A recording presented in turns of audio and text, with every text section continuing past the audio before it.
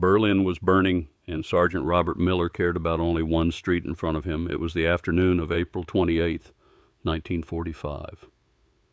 Over Tempelhof, the sky had gone a filthy orange from smoke, and the air carried ash and the sharp bite of cordite. Miller's reinforced squad, 11 men pulled from G Company, 311th Infantry Regiment, 78th Infantry Division, plus one exhausted medic, moved slow and tight along the shadows of shattered facades. They advanced in short, disciplined pushes, one pair watching windows and roof lines, another pair moving, then the rest sliding forward as quietly as boots could manage on a street full of glass and rubble. It was the kind of movement that felt like work done with the whole body, shoulders pressed into cover, breath held when someone crossed an opening, eyes straining to pick out shapes that might be human or might be broken furniture. Everyone understood what this was, the end of the campaign and the most dangerous stretch of it. Desperate holdouts, a mix of Volkssturm militia, fanatic Hitler youth boys, and the rumored werewolf guerrillas, could be behind any broken window or crouched behind any pile of brick. Shots came from angles that never made sense. 20 minutes earlier, a bullet had skimmed Private Thompson's helmet, leaving a screaming whine and a face that went bone white. No one had laughed it off. A near miss in this city still felt like a coin flip the wrong way, and Miller could see in the men's posture that every one of them was tired of flipping coins. Their job was to clear a school on Hohenzollern Street that had been turned into a makeshift strong point. The intelligence was thin. Stubborn snipers, maybe an anti-tank gun. For Miller, the details barely mattered. The building controlled an intersection. If they did not take it, the next units would move up with their flank open to fire. His men were tired and raw. 48 straight hours of house-to-house pressure had sanded patience down to the nub. The youngest, Private Reynolds, had been shaking earlier without noticing it, hands trembling on his rifle stock like a fever. Miller did not tell him to stop. There was no stopping. There was only functioning. As they closed on the school, gunfire broke from the second floor, not the clean single crack of a sniper rifle, but the hurried burst of an SMG, short and panicked. Miller snapped a hand signal. The squad fanned out, each man dropping into what cover existed. The grenadier fired a smoke round through a window. As gray smoke billowed, the machine gunner laid down suppression, bullets chewing the brick into pale scars. They hit the side door on a count. A grenade went off deep in the corridor, the dull concussion vibrating through teeth and bone. 2 men stacked on the frame, one low and one high. Miller kept his shoulder close to the wall and waited for the tiny opening in the sound, the heartbeat, after the blast, before someone inside could recover. Then they flowed in. The hall was a tunnel of dust and plaster. Boots slid on tile slick with grit. Voices went tight and clipped, left, right, clear, move. Words used as much to keep fear contained as to communicate. They held the stairwell, cleared the nearest rooms, and kept pushing until the shooting began to stutter and then stop. The fight was brief and violent. In what had once been a classroom, they met the tightest resistance. A few white-haired old men in ill-fitting Volkssturm uniforms, and 2 boys who could not have been more than 15, their Panzerfaust anti-tank launchers still not fully up.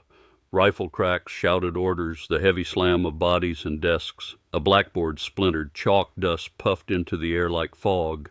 Miller felt heat on his left arm, glanced down and saw a strip of sleeve torn open. Blood seeped from a shallow cut, shrapnel, a graze. The medic, Carson, swore and wrapped it quickly without ceremony, as if patching a man was only another step in clearing the room.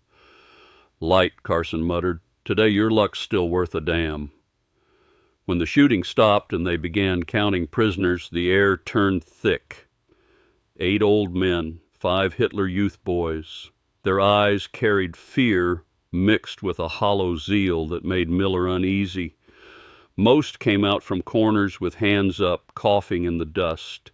but from behind a heap of collapsed ceiling panels and broken desks came continuous high-pitched screaming, "Traitors! Death to those who betray the Führer! You'll burn in hell!" A girl's voice, in German, hammering slogans and curses without pause. It ricocheted around the room, too sharp for her thin frame, as if the words were the only thing keeping her upright. Tommy Grayson, Miller's best rifleman and his childhood friend, had died the week before.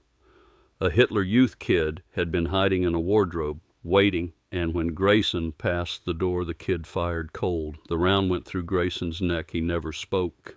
He only stared, and blood ran from the corner of his mouth onto Miller's hand. The memory stayed, slick and warm and stubborn. Now Grayson's closest friend in the squad, Private Howard, lifted his M1 Garand and stepped toward the rubble. His face had gone stone hard. His trigger finger rested inside the guard. His knuckles were white. Howard moved with the slow certainty of a man who had already decided. Miller saw it and felt the room tighten around that decision. Men who were minutes from being killed did not look away from each other's hands. "Howard," Miller called once. Howard kept moving as if he had not heard. Behind Miller, boots shifted. Someone exhaled in a short, angry burst. No one spoke. They were waiting to learn what kind of line they would cross and whether their own sergeant could hold it. The screaming stopped for a beat, then exploded louder, wilder. A small, thin figure rose unsteadily from behind the debris. A girl, her face caked with dust and dried blood, blonde hair matted into dirty ropes. She held up a Luger P-08 pistol, the muzzle trembling toward Howard. Miller's eyes snapped to the weapon. The hammer was cocked, but the magazine well was empty, and the girl's finger was not on the trigger. She was gripping the handle with both hands as if clinging to something sacred, daring the world to finish her. "Stop!" Miller's voice tore through the room, not a crisp command so much as a low, instinctive roar. He crossed in 3 strides to Howard's front left. He did not fully block the line of fire, but he placed his body where it would force a decision, close enough, in the way. The position felt like stepping onto a track in front of a moving train. You did it because you had to, not because you believed it would be comfortable. "Put it down, Howard, now." Howard's muzzle dropped a few inches. His eyes did not. "She killed Grayson," he said, the words dry and flat. "She's holding an empty gun." Miller kept his stare on Howard and held the girl in the corner of his vision. She still shouted, but the cadence had started to break into something like sobbing. "You see it? No magazine. She's waiting to die." "Then let's oblige her," Johnson yelled from behind them. A few sets of eyes locked onto Miller's back, some approving, some numb, some uncertain. The pressure in the room was physical. Miller knew what the next seconds could define: the mission, his authority, and something less clear but just as real. He was not a philosopher. He was a former middle school history teacher from Indiana who had been pushed through quick training into stripes because he was older and could read a map, but he remembered the loose wording in the rules about fighters who had laid down their weapons, and he remembered what Captain Dalton had said before they entered Berlin. "Do not hand battalion a problem when you can hand them a prisoner and a clean report." Miller had learned in the last month that killing was often easy, and living with the aftermath was not. If Howard fired, the act would take a blink. The consequences would be longer. The story the men told themselves, the fracture in discipline at the worst possible moment, the sentence in a report written by someone who had not been there. Miller needed the squad to keep moving, not to start falling apart in a classroom full of dust. "She's intelligence," Miller said. The line came out before he had fully shaped it. He raised his voice, turning slightly so the whole squad could hear, giving the words the weight of certainty. "We need to know what's ahead on this street. Ambushes, werewolf gathering points, anything. She might know. If we shoot her, we add one more body to a number. If we keep her alive and get something out of her, maybe a few of us don't die later." He let his eyes move from Howard to Johnson to the others. "And think about the report. Executed an unarmed miner who made no effective attack. How's that going to read? You want battalion looking at this? We need a clean push forward, not a damn legal hearing. She's crazy, Sergeant, Carson said low as he stepped closer. You can't see that? She won't give you anything useful. Let the interrogators decide, Miller replied, quiet but loud enough for the nearest men. Our job is to get her out alive and hand her over. That's procedure. Procedure. The word landed like a gate coming down. It did not make anyone virtuous. It made the moment manageable. The men fell silent, not because they were persuaded, but because Miller had offered something they could execute and later point to. Howard finally lowered the rifle the rest of the way. He glared at the girl, turned, and walked off stiff-backed without looking at Miller again. Miller approached the rubble. Up close, the girl looked even younger, 16, maybe 17 at most. As he neared, she shrank back one step, but the wall behind her left nowhere to go. She held the empty pistol high as a totem and spat rapid German curses thick with phlegm. Miller stopped at a distance, hands open. In his limited accented German, he spoke slowly, clearly. Put the gun down. The war, for you, is over. He did not know if she understood. Perhaps the words war and over slipped through the zeal. Her body froze for a fraction of a second. Her eyes flickered with something like confusion. Then anger surged back across her face. She did not lower the pistol, but she did not fire, could not fire. Miller nodded to two men. Get her out. Keep her separate, hands tied in front. Not too tight, but tight enough she can't bolt. Carson, check her for wounds and hidden weapons. Then he turned away and went back to the work that always followed, clearing rooms, setting a perimeter, collecting the small stack of captured weapons and ammunition. Standard motions, hard enough to let the mind step away from what had almost happened. A tactical choice sealed inside routine. No one challenged him aloud, but Miller could feel tension still hanging in the air like a wire not fully cut. Howard leaned at a distant window and smoked, staring out at the ruins, never once turning around. The school basement became a temporary holding point. Damp concrete walls sweated with condensation. The only light came through a high window, half blocked by sandbags, a thin spill of Berlin dusk, gray and dying. The girl, she spat her name, Marika, was placed in a corner. Her wrists were loosely secured with canvas straps to an exposed water pipe. The length allowed her to sit and shift, but kept her away from the door and the soldiers. The Luger had been taken, but her empty hands still jerked now and then, as if they were trying to form a weapon out of air. Miller set the guard rotation, 2 men at a time, 2-hour shifts. He wrote it down, not because paper could stop a bullet, but because paper was the language the Army understood. His orders were simple and enforceable. No talking to her, no eye contact, keep distance, do not loosen anything without the next guard watching, keep her safe and alive, nothing else. It was the standard way to shrink trouble, to keep a prisoner from becoming a personal project or a convenient target. He checked on her periodically himself, sometimes bringing rations. She never touched them. In the first 24 hours, she drank water once. Reynolds held a canteen to her mouth, and she swallowed a few reflexive gulps, then clamped her lips shut as if ashamed. Most of the time she muttered under her breath, fragments of Hitler Youth oaths, scraps of propaganda phrases, hold fast, final victory, traitors will be punished. The German words floated broken in the cold air like a warped record. The first real incident came late the next night. Marika began to shake. Not fear, but chills that came from fever. She curled against the pipe, forehead pressed to the cold metal, her cheeks burned with a wrong flush. Carson was called down. He put the back of his hand to her brow and cursed. Infection, he said. Either some wound didn't get treated or it's this damn basement. What do we do, Sergeant? We've got penicillin, but not much. Miller crouched and studied her. Even half delirious, she mumbled about devils and trials.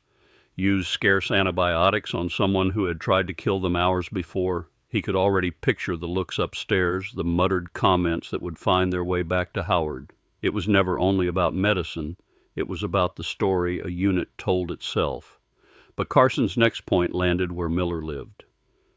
If she dies down here, or if she turns into something contagious in this cramped hole, that's worse. Higher-ups ask questions, hard to explain. Trouble. Explain. The practical bones of decisions. Use it, Miller said, standing. Log it. Reason. Prevent disease, spread in the holding point. Protect the unit. Carson nodded, pulled a syringe and a small vial. When the needle went into Marika's upper arm, she jerked hard and snapped her eyes open. They were unfocused and terrified. Then she slid back into a shallow, sweat-soaked half-sleep. There was no warmth in the act, only efficiency. Carson finished, wrote the entry, packed his kit. "See if her fever breaks by morning," he said, and went upstairs to tend the soldier, whose shrapnel wound was worse than Miller's. Marika sweated through the back half of the night. By dawn, the fever had eased. She woke and found a rough army blanket draped over her, dry and scratchy, and a small red dot where the injection had been. She stared at that dot for a long time, eyes full of something she could not name. This was not the test she had imagined. Devils did not treat you. Devils did not cover you with a blanket. They were supposed to beat and humiliate and then execute. That small departure from her script opened a crack in the black and white world she had been fed for 10 years. She shoved the blanket off, but she did not have the strength to kick it away completely. The second crack arrived by accident, and it cut deeper. That afternoon, Reynolds drew guard duty with a big infantryman named Driscoll. They sat on an ammo crate a few yards from Marika, backs to her. Reynolds rubbed his eyes with the heel of his hand. Driscoll flipped open a pocket watch, a photo of his wife inside the lid, and snapped it shut again as if checking time could hurry it along. They assumed Marika did not understand English or that she was asleep. But Marika had done well in school English, though she had never imagined she would use it on the voices of enemies. "When the hell does this end?" Reynolds said. His voice was worn past anger. "Every day we crawl through ruins, fighting lunatics and old men and kids. Grayson died because of a kid." "Soon," Driscoll said. "I heard the Russians are near the center. I just want to go home and plant corn. God, I miss the sound of a tractor." "I promised my sister I'd bring her a real German doll." Reynolds nudged a pebble with his boot. "Look at this place. Everything's destroyed. People, too." "Forget dolls," Driscoll said. "I want a ticket on a ship home, a bed, and one hot meal that doesn't come out of a damn tin. I'm done. I'm really done." A quiet hung between them, the kind that comes when men admit what they will not say in letters. Reynolds exhaled and muttered, almost to himself, "I don't even know what I'm supposed to feel anymore." Driscoll answered without looking around, "Feel tired, that's honest." There was no grand talk of conquest in their words, no racial boasting, no joy in killing, just fatigue, homesickness, and a disgust with the war itself. Marika lay still and listened. Each ordinary sentence struck her like a small stone dropped into the lake of slogans inside her. She had been taught that American soldiers were greedy, cruel beasts who delighted in murder, devils sent to destroy German culture. But these two voices sounded like two exhausted young men who wanted to see their families. The mismatch made her dizzy. She squeezed her eyes shut and tried to overlay the Führer's speechifying voice over the words. But home, corn, ship ticket, bed stayed in the air, stubborn and plain. When Miller came down to check the post, he noticed the smallest changes. Marika still faced the wall, but the rigid, performative tension in her posture had eased. She had been muttering constantly. Now she was silent. He did not ask questions. He did what he always did. Checked the straps to make sure they were not cutting circulation, placed fresh rations and a full canteen within reach. This time, as he turned to go, he caught a quick movement in the corner of his eye, so quick he could not be sure. He thought for the first time that she might have been watching him. Above ground, the war continued. The radio carried reports of movement and resistance. Artillery landed a few blocks away, shaking dust from beams. Miller handled casualty tallies, supply requests, map marks. work that wrapped him in routine and kept him from digging too deeply into what a change in a teenage girl's eyes might mean. He told himself it was all about mission, trouble, rules. What was happening inside Marika's head was not his responsibility, not yet. The transfer order arrived the morning of April 30th. Company sent a short radio instruction. G Company would pull toward Tiergarten, establish a rough contact line with the Soviets on the left, and help control the main streets. The school would be turned over to military police units coming up behind them. For Miller's small element, it meant pack up, move out with equipment and prisoners, and step back into the death march through ruins. Marika's handling became a logistics problem. Her wrists were retied with a longer rope for movement. Carson held the free end and kept her in the middle of the file. Miller deliberately placed her in the relative core of the squad, away from the outer edges where a hidden rifle could cut them down, and away from Howard and the men who still carried heat for her. They stepped off in a staggered file, pausing at corners, scanning windows, pushing forward whenever the street went briefly quiet. Before they moved out of the block, Miller stood in front of Marika and spoke slowly in German. "We move now. You walk with us. Do not try to run or attack. It makes no sense." She lifted her eyes. It was the first time in days she truly met his gaze. The fanatic fire was gone. In its place sat a deep, exhausted confusion and a small, wary caution. She did not answer. She only gave the slightest nod. They pushed into Berlin's heart, and the landscape grew worse. North from Hohenzollern Street, buildings looked as if a giant fist had hammered them into fields of brick and rebar and charred timber. Wrecked tanks lay in the street, some still smoking. The air was thick enough to chew. The smell of bodies sat everywhere, mixed with powder, filth, rot. They passed small clusters of German civilians, gaunt, hollow-eyed. When they saw Americans, they shrank and stretched out hands, voices dry and pleading, food, bread, children. The soldiers mostly walked past. Sometimes someone tossed a compressed biscuit or a bar of chocolate, and a frantic scramble broke out. Marika watched, her steps slowing until Carson had to tug the rope lightly to keep her moving. Each tug was a reminder that she was not simply walking through her own city anymore. She was being moved through it. The shock that stayed with her for the rest of her life hit when they tried to cross a square near Wilhelmstrasse. A tank battle had ripped it apart. T-34s and Panthers lay burned and twisted, black oil smeared across the ground. At the far side, a Soviet infantry element appeared. Distinct caps, submachine guns slung high. The two Allied forces met in the open ruin, and the air went tight.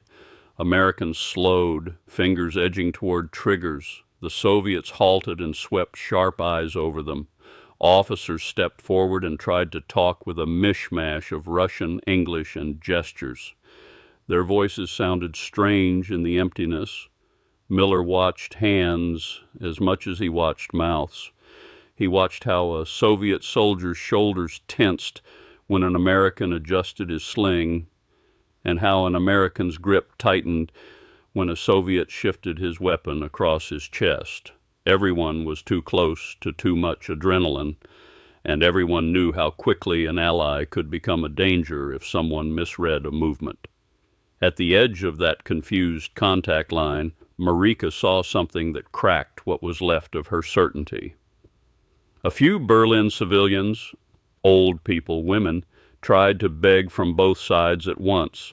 They held out empty cans and torn hats. Their faces carried the numbness that comes after absolute despair. A Soviet soldier shoved an old woman back roughly when she got too close. She stumbled, fell, rose again without a word. Then Reynolds of all people, dug a small packet from his pocket, perhaps candy or chocolate, and tossed it to the woman. It landed near her feet. She stared at it, then snatched it with trembling hands and backed away. Marika's breathing turned shallow. Her head rang. This was the national fortress? This was the glorious end they had sworn to fight for? There was no honorable sacrifice, no miracle reversal. Only ruins and hunger and civilians begging at the feet of conquerors. Stories about werewolf fighters holding out in the mountains, about secret weapons turning the tide, became weightless nonsense in the face of what lay in front of her. Her stomach lurched. She stopped and bent, retching. Carson caught her elbow, not gently, not cruelly, just as a man prevents a prisoner from collapsing into the street. They moved again, skirting the Soviet-controlled area. By afternoon, they took a short rest in a relatively intact block and handed out lunch rations. Men sat with backs against walls, chewing as if their jaws had to keep working to prove they were still alive. Miller carried 2 hard crackers and a can of meat to the spot where Marika sat against a wall. He placed the food on a broken section of masonry within reach. She hugged her knees and stared past him at nothing, only smoke columns in the distance.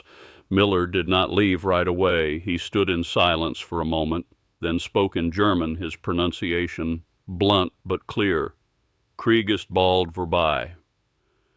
The war will be over soon. He paused, watching the side of her face, then added, quieter and more final, Dein Krieg ist vorbei. Your war is over. There was no comfort in the statement, no pity, no judgment. It was fact delivered like a cold blade. Not you have been captured, not you have failed. Your war is over. It stripped away her identity as Hitler Youth fighter Marika, the identity she had wrapped around herself with slogans and ritual and the promise of sacrifice. She was not a heroic captive for a holy cause. She was a 16-year-old girl in the ruins of a defeated city, guarded by enemies. No stage, no audience, no meaning. The world she had been promised had burned down around her without asking permission. Marika did not scream. She did not argue. She folded inward, buried her face into her knees, and her shoulders began to shake violently. It was a silent, total breakdown, more disturbing than any wailing. Days of fear, confusion, the hollowing out of belief, and the sudden void of lost identity finally tore through what remained of her defenses. She was no longer a girl shouting slogans. She was a child emptied by war and lost in a landscape without edges. Carson started forward, then stopped when Miller lifted a hand. Miller stood and watched the shaking back. His face held neither triumph nor mercy, only a deep, heavy exhaustion. He understood that something had ended here, something he did not fully understand, something his choice had pulled him into. He had completed his tactical task, keep her alive and deliver her. He had also, without meaning to, become the person who announced the curtain drop. It was not redemption. It was an ending built from reality and the wreckage of belief. He turned away to answer new radio traffic and left her there in Berlin's pale afternoon light. In the distance, another artillery round rolled like thunder. For Marika, it sounded as if it belonged to another world. Her war, in the moment those German words landed, was truly over. News of Berlin's formal surrender reached Miller's Element on the evening of May 2nd, carried by a runner from company headquarters and muffled cheers. The war in Europe was finished. Men hugged each other, laughed with hoarse voices. Someone produced a hoarded chocolate bar, someone else a cigarette. A few tried to celebrate hard, as if noise could erase memory, but most of it came out restrained, tired, almost cautious, like men afraid to jinx the fact that they were still breathing. The celebration was brief. Officers cut it off with orders: maintain order, inventory equipment, prepare for occupation, security. The war had ended, but the machine of the army kept turning. The sound of the gears changed from fighting to guarding and registering and hauling. Marika was transferred the morning of May 3rd. A military police lieutenant arrived with 2 clerks in cleaner uniforms. Their jeep carried stenciled letters for psychological warfare and youth placement coordination. The handover took place outside a temporary prisoner collection point, and it was short, efficient, and stripped of emotion. The lieutenant checked a list, glanced at Marika, wrist tag tied on, head lowered, then looked at Miller. "Sergeant Robert Miller, 311 G Company?" "Yes, sir." "This is the girl captured at the Hohenzollern Street School. No attempts to escape or attack. Basic medical care given? Yes, sir. Medical notes are with Medic Carson. The lieutenant nodded and motioned to the clerks. Sign here, Sergeant, and here. He pointed to boxes on a form. Miller took the pen and wrote his name and unit identification where indicated. The document was thorough. Prisoner data, health status, transferring unit, receiving unit, time and location. Each blank space compressed a messy chain of choices and tension into neutral information the system could process. The signature felt like the final tightening of a knot, clean on paper, heavy in the body. When he finished, one clerk touched Marika lightly on the arm and gestured for her to follow. She raised her head and looked at Miller, then at the wire and posts of the holding area, then at Berlin's broken skyline. The hate was gone. The sharp pain of her collapse days earlier was gone too. What remained was a deep, fixed emptiness. She did not speak or signal anything. She turned and walked to the jeep. The door shut. The engine started. Dust lifted in a thin cloud as the vehicle drove off and turned a corner. Miller stood until it disappeared. He did not feel relief. He did not feel sorrow. He felt the flat emptiness that follows the completion of a difficult task. What he had handed over was not an enemy and not a child, but a properly processed item with the right tag and the right paperwork. After that, days filled with new routines. G Company did not go home. They were redeployed into Charlottenburg for patrols, ID checks, and engineer support clearing streets. The city began a slow, painful attempt at breathing again. A black market formed. Some civilians tried to rebuild when the huge, irrational roar of combat drained away. What remained were the small, hard grains of reality: complaints, arguments, hunger, order. Miller learned a different kind of vigilance, watching faces and hands in crowds, listening for panic in voices, and trying to keep his men steady in a city that had not yet decided whether it was done with violence. In mid-May, one afternoon, Miller stood outside a makeshift company office and smoked. Sun broke through clouds and lit a wall pocked with bullet holes. A signalman walked past carrying a fresh copy of Stars and Stripes. The front page showed distant crowds celebrating victory in Europe, faces bright and laughing. Miller glanced once. Those cheers felt as if they belonged to another planet compared to the dust under his boots. His thoughts slid back to the school basement, to Howard's raised rifle, to the words that had come out of his mouth. Intelligence. He could see the scene as a frozen frame. Howard's jaw locked, the girl's pistol shaking, Johnson's shout, the way the entire squad waited to learn whether discipline still meant anything at the finish line. Had he saved her? Or had he used rules and a convenient justification to delay her death and push her into another long, grinding system? Denazification evaluations, possible interrogations, an identity taken apart and rebuilt, trauma that would not leave. Was that rescue, or was it simply in the cracks of war's violence, an imperfect refusal to kill? He did not have an answer. He remembered the way she shook when he told her in her own language that her war was over. It had not been kindness. It had been a verdict grounded in fact. It ended her illusions. It ended her as a fighter. In a way, it might have killed the past version of her more completely than a bullet. Whether a new self could emerge, and how, was beyond the imagination and authority of an American Army sergeant. He ground out the cigarette and went back inside. A patrol roster lay open on the desk beside supply requests. He picked up his pen and began to write. The nib scratched over paper. Outside, Berlin tried to live. Soldiers cleaned rifles in the yard. Somewhere a few German children played among the rubble, their distant voices blurred by stone and dust. The war was over, but life, or something like it, had to continue. In the narrow space allowed by rules, mixed motives, and hard practicality, Miller had made one choice and left one life intact. It had brought no clean hero's ending, no sentimental redemption. It left only a gray footnote that settled deep into his private memory of the war, one weight among many. Years later, when details faded in the long erosion of peace, Robert Miller might still remember that in Berlin's Last Smoke he used intelligence value as a shield and stopped a shot meant for a crazed girl. It was not a moral victory. It was not a triumph of human goodness. It was a small, imperfect refusal to follow the current at the moment it mattered, held together by procedure, self-interest, and a tired instinct to keep things from becoming worse. It did not change the war's cruelty. It did not promise the girl a bright future. But it showed that even under extreme pressure, the thin lines of restraint inside human systems, procedure, limits, the lowest consideration for life, could still be maintained for one difficult moment by one exhausted sergeant.